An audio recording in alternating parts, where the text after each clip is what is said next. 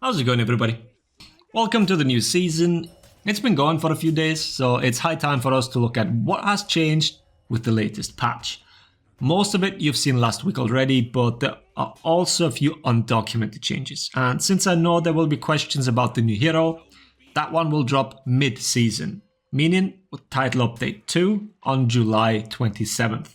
You know how it works, content creators getting early access and all that, it's probably the usual drill.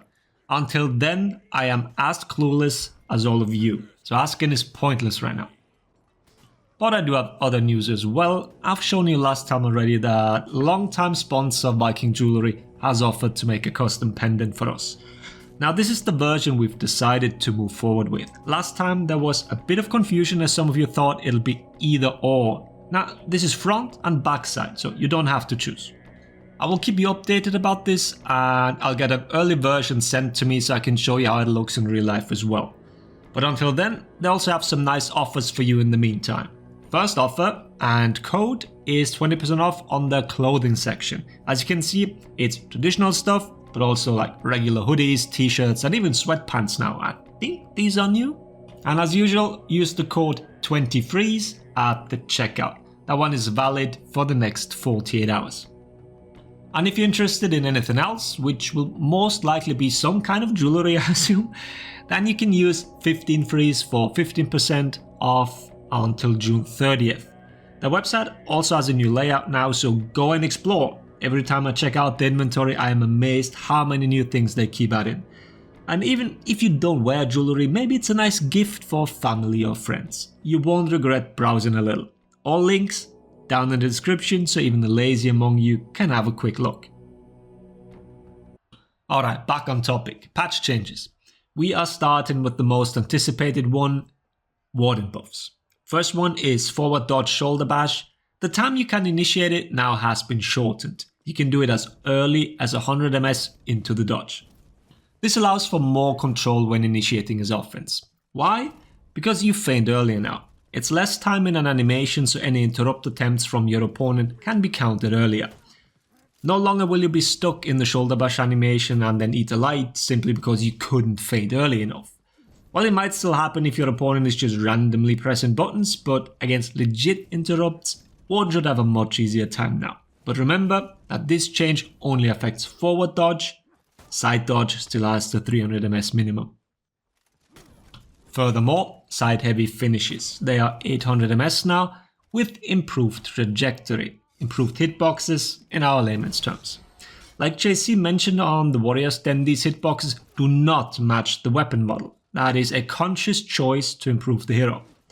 I'll make a separate video talking about this in the near future. The design choice of these hitboxes making sense versus always shoehorning characters into specific roles from the very beginning, when the weapon was chosen during the conception of it. But yeah, side heavies. The damage has been reduced down to 28 to keep it in line with other moves of that speed. That one is an undocumented change, but a very sensible one. I personally wasn't sure whether it even needed to be sped up, but a damage nerf on top makes a lot of sense. All in all, this mostly buffs Warden's 1v1 capabilities. While not a flat-out bad pick and force, this won't change his position much from what I can tell at this moment. Opinions differ on that character at the top, and the average Warden player will always claim, or rather they prefer if their character is perceived as weak. But no, he's a very good duelist at the moment. Moving on, a character most don't even know exists, Nuxia. The changes from the last TG have been implemented. Since Testing Grounds had Lawbringer in it, nobody even remembers that Nuxia also had some changes, so let's recap. Traps happen 100 ms later in the heavy animation. No longer on feint timing, but later. And at the same time, the trap itself is 100 ms faster, making it less prone to interrupts. These changes apply to both the heavy version as well as from zone attack. The main problem of traps was that A, it was reactable at the top. Not many practiced, I doubt anyone actually did, but even then, they were counted quite easily.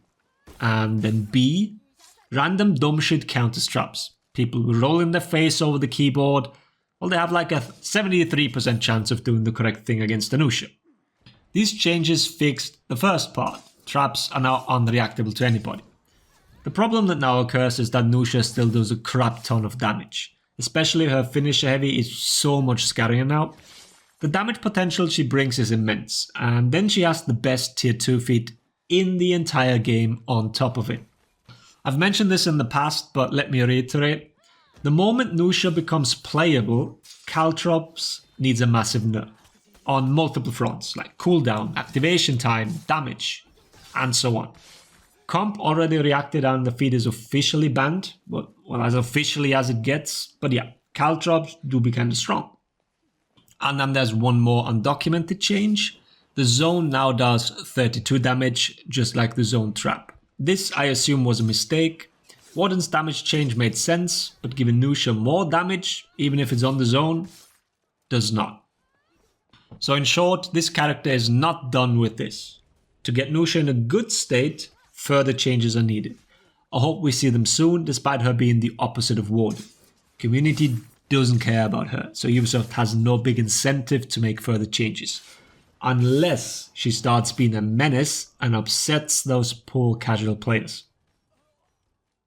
Moving on to Hikaru, since she was a victim of the just mentioned community bias way back when, she was in a bad state for quite a while. The heavy on red meme is back to the grade. The neutral heavy's got a reduced minimum charge time, it's 300 ms now instead of 400. What this means is that it's a 700 ms uncharged heavy now. And that heavy has also gotten hyper armor now, at 500 ms into the move. That is the exact same timing as Jormungandr. You cannot reaction trade with stuff with those numbers. Furthermore, Ubisoft has shortened the chain link to combo heavies. Her chain heavies have never really been offense, and I don't think this will change with this. But it does stop interrupts in teamfight scenarios as hyper armor will kick in earlier. Her wildly swinging is harder to peel now, not impossible, but a little harder. And as you can see, there is also a clear difference between hitting, blocking and whiffing those attacks. Go and clear minions with her and you will notice immediately. Well, summarizing these speed and hyper armor changes is hard. You are less prone to random interrupts, and you can continue your offense easier even after you've thrown a finisher because heavy hit reaction combined with faster neutral attacks makes it easier to not randomly eat some random attack. There's also still the issue of her charge bash not being all that great. Chain links could maybe be improved here, or hyper armor being looked at to not require medium hit stun to even access all the options of the charge bash.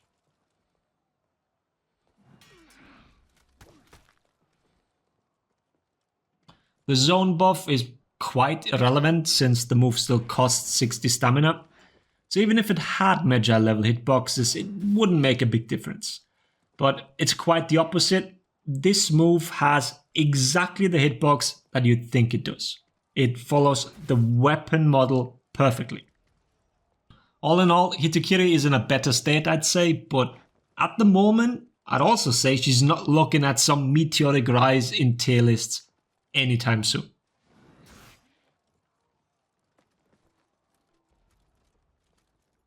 Then let's quickly do the two small changes for Ramusha and Jormungandr. Ramusha has received a stamina change to his blade blockade. It's a flat 10 stamina cost now, whether you block something or not. There is no whiff punishment anymore, but entering costs more. Overall, this is more of a nerf than a buff. Similarly to the Nuxia Changes a few months back. Well, not that bad, but still. Ubisoft should stop doing these stamina shifting changes.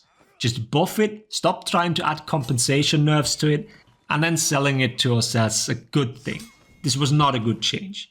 Or rather, this did not buff Ramusha in any significant way. Depending on how you argue, might even be the opposite.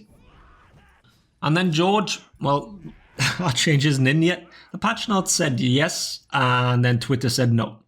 You will be able to chain zone while out of lock eventually, just not yet. Alright, one more thing, the onboarding. I said I'd make a whole video about this, and I think I still will. But there's really not all that much to talk about. Even when strictly limiting the scope of the changes to UI elements, this was a pretty disappointing change. I'll look more closely into it and see what exactly is being taught to players doing this. Especially the Dominion match that they've repeatedly mentioned during the Warriors Den, in theory has lots of potential. Let's see what we can cook up here. For now, this is the patch overview. Full notes down in the description, same as the sponsor link. Don't forget to give that one a look. Having said that, I hope the video was helpful. Thanks for watching. Laters everybody.